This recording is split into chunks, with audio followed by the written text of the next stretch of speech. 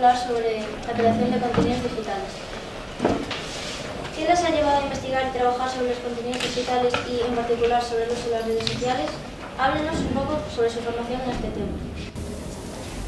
Pues en estos momentos los estudios que hay sobre la adolescencia, ¿no?, sobre todo hablan un poco de la importancia del perfil social y del perfil emocional, ¿no? Y realmente, como los adolescentes hoy en día sois todos nativos digitales, ¿no?, habéis nacido en una época totalmente diferente, todo lo que tiene que ver con la creación de contenidos digitales influye también en el desarrollo del perfil social y del perfil emocional. Por ello es algo que no se puede evitar y también tiene que ver mucho con las relaciones que tenéis con los demás, ¿no? No solo con vuestros compañeros o vuestras compañeras, con vuestros amigos, sino también pues, con vuestros profesores a la hora de llevar a cabo el proceso de enseñanza-aprendizaje, con vuestras familias, también a la hora de relacionaros en ese contexto, también más informal. Entonces es una variable de mucho peso. En este caso también lo que se estudia es cómo se van reduciendo los grupos sociales, ¿vale? Se dice que en la etapa de la adolescencia, que es la que os toca a todos en esta época, hubo como una evolución de la relación que tenían los hijos con los padres y la relación que tenían los hijos con los iguales. Y con la entrada de las redes sociales fueron tanto la relación con los padres como la relación con los iguales. ¿Qué significa esto? Pues que con el intermediario de las redes sociales por el medio, lo que hacéis es relacionaros de forma directa menos unos con los otros. Bueno, nosotras somos las dos psicólogas y las dos trabajamos con niños y con adolescentes. Entonces lo que más nos interesa del uso de las redes sociales es la repercusión que está teniendo, como decía Miriam antes, este uso en la evolución de los perfiles a medida que vais creciendo. Claro, dentro de la psicología hay como varias ramas, ¿no? Estaría la clínica, que es un poco la que aborda los trastornos mentales o dificultades ya de un corte más sanitario, más médico, relacionado obviamente no con esa evolución toda del cerebro y todo lo que puede conllevar. Luego estaría la parte más social, de intervención en ciertas problemáticas o en ciertos colectivos con alguna necesidad concreta.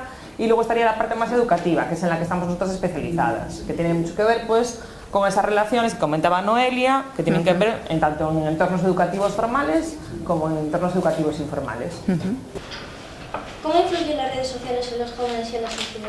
Pues como comentaba mi compañera Noelia, cambia también la forma de relacionarse, ¿no? Es decir, tiene un impacto tanto en la autoestima propia, individual, como en la autoestima que tenemos social, ¿no? ¿Por qué? Porque realmente la forma en la que intentamos transmitir cómo es nuestra vida o cómo demandamos esa atención por parte de los demás al hacer publicaciones en redes sociales, también nos da un tipo de retroalimentación que influye en cómo nos sentimos o en cómo vamos un poco configurando nuestra forma de ser, de sentir, de emocionarnos y de interactuar.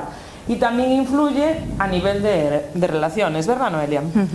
Y sobre todo en la expectativa, ¿no?, de lo que quiero ser, porque es lo que está bien visto o se visibiliza a todas horas y desde diferentes plataformas, y lo que yo quiero ser a nivel intraindividual, ¿no? A veces se produce aquí esta diferencia. Sí, como una dicotomía, ¿no?, de identidad, en cierta manera, ¿no? Porque realmente una cosa es pues la imagen que podemos llegar a dar, otra la que se espera que demos y otra cosa es la que realmente damos. Y entre todas esas versiones siempre hay unas diferencias muy claras. Y sobre todo porque a veces se tiende a unar, ¿no? Realmente somos diferentes personas porque cumplimos diferentes roles en diferentes contextos. Cuando se visibiliza solo una parte a nivel social, es más difícil aprender que realmente podemos comportarnos de forma diferente en función de con quién estemos. Claro, las redes sociales es un poco lo que buscan es también limitar esas diferencias, ¿no? Como que realmente todo el mundo siga un patrón a la hora de exhibirse socialmente para cumplir con ciertos cánones, ¿no? Entonces un poco lo que hacen es restar esa individualidad que también tiene cada persona. ¿Cuáles ¿Cuáles consideran que son los principales problemas que se derivan de las redes sociales? Muchos. Las redes sociales son muy buena herramienta, lo que creemos es que debemos enseñar a usarla de forma correcta. Tienen la ventaja de que podemos llegar a relaciones muy distantes en el espacio, ¿vale? Podemos tener amigos de zonas muy alejadas, pero a la vez el efecto negativo que están produciendo es que están reduciendo las relaciones que podemos tener porque son más cercanas, que podemos bajar a quedar con nuestros amigos y se reducen a hablar por WhatsApp, por ejemplo. La sobreexposición, yo también diría que es un problema también continuo, ¿no?, de las redes sociales. Esa obligación como estar continuamente conectado y dando un report de lo que estás haciendo, de lo que te interesa, de lo que te preocupa, también te coloca en un estado de ansiedad permanente, ¿no? Y también es verdad que es un entorno nuevo en el que vosotros os estáis manejando de una manera mucho más continua de la que se hacía antes. Entonces, pues, los riesgos todos a nivel de problemas de bullying, por ejemplo, pues es más difícil también controlarlos, evidentemente. Entonces sí que, pues quizás un poco eso, la sobreexposición, las diferencias de uso.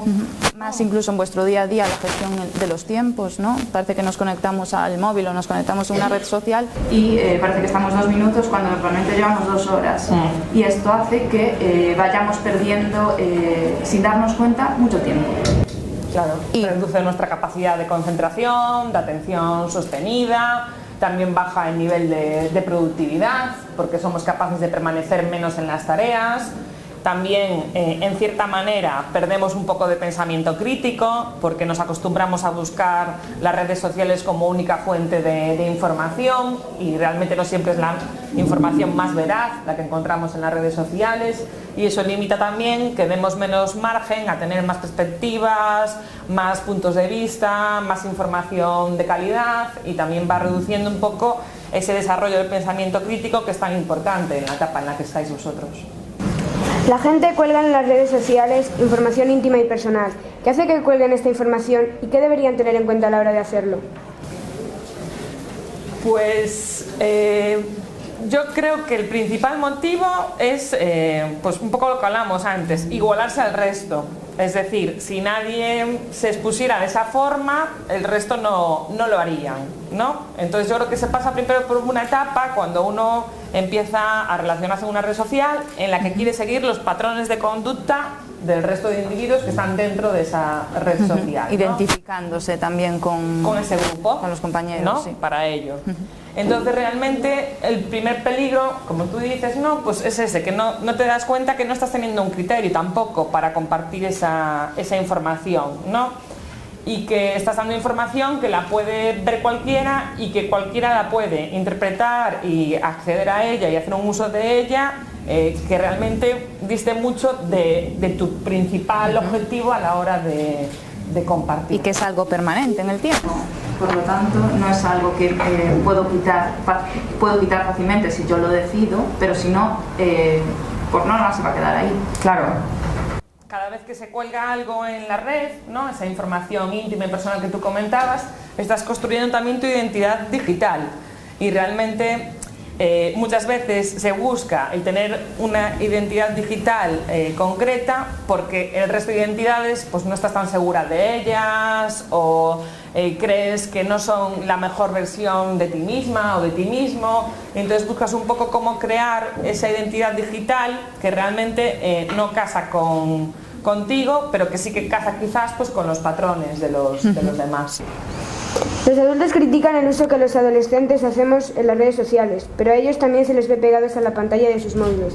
¿Cómo deberíamos utilizar más adecuadamente los teléfonos móviles y el tiempo que dedicamos a Internet? A ver, es normal que la relación que tienen, pues eso, que tenéis vosotros como adolescentes y que tenemos los adultos con las redes sociales sea diferente en ese sentido. Pero lo que se está viendo es que ni uno ni otro se estamos sacándole todo el partido que tienen esas herramientas, ¿no? Los adultos, en ese sentido, tampoco nos estamos educando en este nuevo entorno y el uso que estamos haciendo es igual quizás de pernicioso o de malicioso del que hacéis vosotros en ciertas ocasiones. ¿Qué pasa? Que muchas veces los adultos se escudan justamente en ese papel como... ¿no? Que son cosas de trabajo. Que son cosas de trabajo o que lo hacen también para tener un control sobre sus propios hijos, ¿no? En el caso de familias, ¿no? O por estar un poco más enterados. Pero sí que está claro que el uso no está siendo en ese sentido el adecuado. Claro. Lo primero de todo sería, como dices tú, un poco reducir esa variable de tiempo, ¿no? Buscar un poco compensar. Pues que usamos las redes sociales para informarnos, pues buscar otros métodos para contrastar esa información. Que utilizamos las redes sociales para relacionarnos, pues buscar otras posibilidades, clubs o visitas a actividades o participar de alguna actividad también en el instituto, por ejemplo, para que no todo se reduzca a ese entorno digital. Y luego, buscar también qué herramientas, dentro de todas las que se proporcionan en las plataformas, pueden ayudarnos a ser más efectivos, ¿no? Pues por ejemplo, igual que muchas veces se utilizan las mensajerías para relacionarse simplemente entre unos y otros, también en el trabajo se pueden utilizar para que el trabajo que se hace sea más productivo. Por ejemplo, usar una mensajería instantánea en vez de utilizar pues el correo electrónico, que va un poco parcializando más el contacto y impide que haya una mayor productividad en el equipo. Entonces un poco sería buscar qué herramientas son las que optimizan ese desarrollo y sobre todo limitar el tiempo y buscar otras fuentes, ¿no? Sí, y sobre todo reflexionar también sobre el uso que estamos haciendo. Si yo ahora mismo estoy haciendo esto, ¿qué otras cosas me estoy perdiendo? Si yo ahora mismo estoy toda la tarde en Facebook, ¿qué otras cosas podía estar haciendo? Muchas veces no nos damos cuenta, pero el uso de las redes sociales va provocando que perdamos hobbies. yo antes leía muchísimo y ahora pues me estoy dando cuenta que no leo tanto. ¿Por qué? Porque a lo mejor estoy antes de irme a dormir con la pantalla. ¿Vale? ¿Cuándo podría estar con tampoco es algo tan antiguo el uso de las redes sociales? Hace 2 años estaría con un libro en manos. No, sobre todo reflexionar. ¿Qué estaría haciendo yo si no existieran los teléfonos móviles? Claro, ahí tenemos que darnos cuenta de que tanto los adolescentes como los adultos muchas veces nos preocupamos de entrenar nuestras habilidades, ¿no? Pues la memoria, la atención, la concentración, el razonamiento, pero también tenemos que preocuparnos de entrenar nuestras fortalezas de carácter, la curiosidad, el entusiasmo, la inteligencia social, el compromiso, el establecimiento de metas prosociales. Entonces tenemos que también buscar, como dice ella, un equilibrio en ese sentido y no olvidarnos de que enfocándonos tanto en las redes sociales estamos dejando de dedicarle tiempo pues a nosotros mismos, a nuestras posibilidades de introspección, al desarrollo de nuestros hobbies, de nuestros intereses y de nuestras fortalezas de carácter. Entonces hay que buscar ahí un poco el equilibrio en ese sentido. Ser críticos. Javier Pedreira afirma en su libro que los nativos digitales no existen y recomienda a los padres que no dejen solos a sus hijos ante las nuevas tecnologías. ¿De qué manera están de acuerdo con él en estas dos ideas?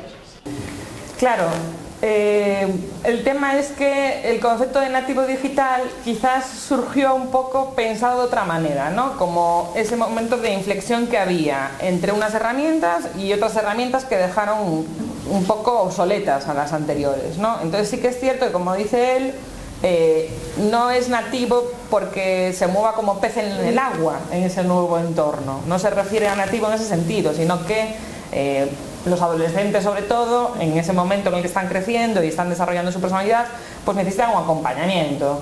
Pero ese acompañamiento es importante tanto por parte de las familias como por parte de los profesores, por supuesto. Entonces sí que es verdad que los padres deberían de acompañar. Eso no quiere decir que tampoco invadan pues, la privacidad, obviamente, de sus hijos o la intimidad, o que no sepan ser respetuosos en ese sentido, sino que también busquen información, herramientas y sobre todo entender también el porqué de esa forma quizás de relacionarse o de querer compartir esos datos. También llega ese momento en que los padres tienen que estar más presentes porque ellos también comparten información que no solo es de ellos en exclusividad, sino que también tiene que ver pues, con vuestra información, con vuestras aficiones, vuestros hobbies, entonces hay que buscar ahí un camino en el que haya más puntos en común que divergencias o que diferencias. Al final es aprender, ¿no? Aprendemos a muchas cosas, pues si nacemos en un mundo en donde pues las herramientas digitales forman parte de nuestro día a día, debemos aprender a usarlas. Claro, hacemos un buen equipo en ese sentido, porque pues las familias y vosotros, todos estamos un poco moviéndonos en un terreno que es inexplorado para ambas partes. Entonces, y que cambia muy rápidamente. Exactamente, va mutando en el tiempo, y seguro que la forma que tenemos ahora de relacionarnos con las redes sociales o de un poco absorber esos contenidos es muy diferente a la que tendremos dentro de 5 años o 10 años o de 15 años. Entonces ahí el formar equipo es quizás una de las mejores alianzas. Si nos compara con la generación de nuestros padres o abuelos, ¿cuáles creen que son las ventajas e inconvenientes de haber crecido en un mundo completamente digital? Pues sobre esto estuvimos recapacitando hace poco, ¿no? Hace poco, ¿no? Ventajas, desde luego, la fácil comunicación, el poder relacionarnos con personas que están muy lejos, ¿no? Con nuestra familia, con nuestros amigos. El poder acceder a otras culturas, a otros puntos de vista. Quizás es verdad que en ese sentido, pues las redes sociales y todas estas plataformas digitales lo que te permiten es llegar a experiencias o a visiones que antes estaban muy apartadas, sí, muy limitadas. Eso sí que es muy, muy interesante a nivel, pues eso, personal, positivo, evidentemente. Sí. Desventaja, el tiempo que perdemos realmente, que necesitamos aprender a gestionar nuestro tiempo para hacer un uso responsable y adecuado de las nuevas tecnologías. Y un poco lo que hablábamos antes también, que al final pensamos que la identidad que existe es la que mostramos en las redes sociales y no tiene nada que ver con cómo somos, ¿no? Es decir, es como si intentáramos evaluar a una persona solo por cómo se comporta en un momento dado, cómo se comporta un día concreto. No, eso no es así. Y quizás en ese sentido las redes sociales sí que dan como una visión muy presentista, ¿no? Y en la que enseguida se genera un poco un efecto bola de nieve, algo que antes a lo mejor pasaba más desapercibido y no se le daba tanta importancia, ahora pasa y por las redes sociales se convierte pues en viral o adquiere una relevancia, una importancia que antes no tenía. Entonces también hay que ahí aprender un poco a separar, ¿no? Que una cosa es lo que puedo compartir en un momento, pero no debería de perder nunca pues mi identidad propia. La gente de nuestra edad tiene mucho más acceso a la información de la que había antes del año 2000. ¿Cómo cree que está afectando esto a nuestra formación, tanto positiva como negativamente? Positiva era un poco lo que hablamos ahora. Evidentemente, cuantas más fuentes, más perspectivas, más opiniones, pues obviamente eso va a ser muy enriquecedor. Y negativa quizás también lo que hablábamos antes, al respecto del pensamiento crítico, que no basta con tener esa información, sino que hoy en día lo que quizás hace más falta es ser crítico y saber discriminar con esa información. Se está llegando a unos niveles que no se llegaba pues, en épocas anteriores, como tú comentas. Pero sí que es cierto que también se está haciendo un análisis sumamente superficial de toda esa información. Esa información no se criba, no se mastica, no se interioriza y entonces realmente no se aprovecha. Entonces es un poco una paradoja en ese sentido. Pasamos como de puntillas por encima, es quizás no entramos. el momento en el que podemos estar más formados, pero en el momento en el que estamos peor informados quizás, ¿no? Entonces hay un poco ahí ese juego entre lo que tenemos que preocuparnos para estar formados y cómo nos informamos, ¿no? En clase usamos pocas veces las nuevas tecnologías y los móviles están prohibidos en los centros, pero en nuestra vida normal usamos mucho los recursos digitales y, en particular, las redes sociales. ¿De qué modo les parece que se deberían usar estas herramientas en las escuelas? En línea con lo que decíamos hace un momento, ¿no? Pues sobre todo para enseñar a usarlas de forma adecuada. Enseñar que cuando encontramos una información debemos ser críticos con aquella que nos sirve y aquella que no nos sirve y que sirva como un primer acceso que nos permita profundizar y no quedarnos solo en la superficie de lo que estamos estudiando. Sobre todo es el aprendizaje, el enseñar a utilizar las redes de forma adecuada. Claro, porque realmente sí que es verdad que quizás la costumbre que tenéis de utilizar las redes de una determinada manera o el acceso a los contenidos de una determinada manera os condiciona a la hora de poder utilizarlas de otra manera totalmente diferente para este enfoque más curricular o más académico. Entonces haría falta pues eso, pues como unos contratos de aprendizaje o realmente como una preparación para poder hacer un uso realmente correcto y enriquecedor de esas herramientas. Sí que es cierto que en ese sentido, cuando vas creciendo, quizás también eres más crítico con el uso que le das a las redes sociales, ¿no? Y quizás ya buscas otro tipo de contenidos también. Entonces, habría que también tener muy claro el por qué usarlas o el para qué usarlas, ¿no? Es decir, si realmente pues el uso de una plataforma o el uso de una red social me puede dar unas ventajas en X objetivo, en X contenido de una asignatura, ahí ¿cuál va a ser la diferencia? ¿Qué me puede dar? ¿Qué no me puede dar? Pues una enciclopedia, o que no me puede dar el informarme con fuentes de referencia, o el visitar alguna entidad pública. Entonces, si ahí sí que hay una diferencia sustancial, pues habría que limitar también cómo se va a hacer ese uso en ese entorno más académico. Hablando de las redes sociales, los adolescentes tienen más conocimiento de plataformas como Instagram o Facebook, mientras que en otras más educativas como Word o PowerPoint no tienen tanto conocimiento a la hora de usarlo. ¿Qué piensas sobre esto? Ahí está en para qué usa cada grupo de edad las redes sociales, ¿no? Instagram, Facebook, ¿para qué sirve realmente? Es un ocio digital, ¿vale? Las herramientas como Word, como Excel, son herramientas de trabajo, ahí está la diferencia, ¿no? Creo yo en lo que... También es verdad que quizás en el momento en el que se debería de sentir uno atraído por esas herramientas no es ahora, es antes.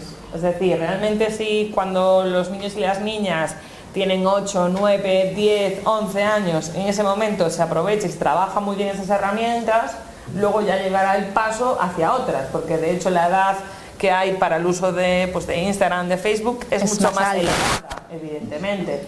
No hay un límite de edad para utilizar PowerPoint o para utilizar una hoja de cálculo, ¿no? En ese sentido. Más allá pues del interés o del uso o del perfeccionamiento o el punto de exigencia con el que puedes llegar con esa herramienta. Sin embargo, con las redes sociales sí que hay un límite, ¿no? Un punto de partida orientativo marcado legalmente para poder acceder a ellas. Entonces quizás si priorizáramos a edades tempranas, pues eso, con 8, 9, 10, 11, un mayor afianzamiento de esas herramientas, no habría problema luego cuando haya que un poco comparar el dominio en esos dos tipos de herramientas. Fuera de clase estamos rodeados de esta información digital por todas partes. ¿Cuáles creen que son las desventajas de esta situación y qué proponen para enfrentarse a sus efectos negativos? Yo creo que también una de las cosas que provoca el estar rodeado continuamente de este entorno social que a priori parece que es tan rico es también la baja tolerancia al aburrimiento, ¿no? Es decir, parece como que tenemos esa obligación continua de estar haciendo algo, ocupados, conectados, en marcha, ¿no? Con muchos hobbies, muchos quehaceres, entonces realmente estamos volviéndonos muy intolerantes con el aburrimiento, con el tiempo que necesitamos para nosotros mismos, con poder hacer actividades que nos relajen, que nos ayuden a estar más contentos con nosotros mismos o a cuidarnos más en ese sentido. Entonces yo creo que fundamentalmente está eso. Luego también la tolerancia a la frustración. Muchas veces cuando te relacionas en esos entornos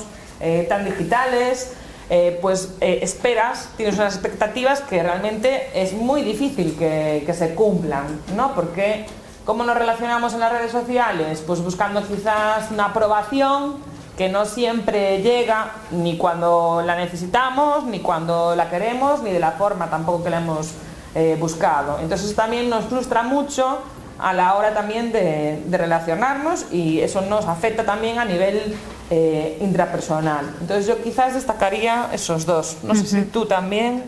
Sí, a mí me parece importante sobre todo el primero, ¿no? El aburrimiento. Al final tenemos el entretenimiento metido en un bolsillo. El entretenimiento metido en un bolsillo y lo primero que hacemos es de forma automática coger el móvil. Cuando antes podíamos sentarnos en el autobús y hacer un trayecto en autobús sin ningún tipo de entretenimiento, mirando por la ventana, pensando en nuestras cosas.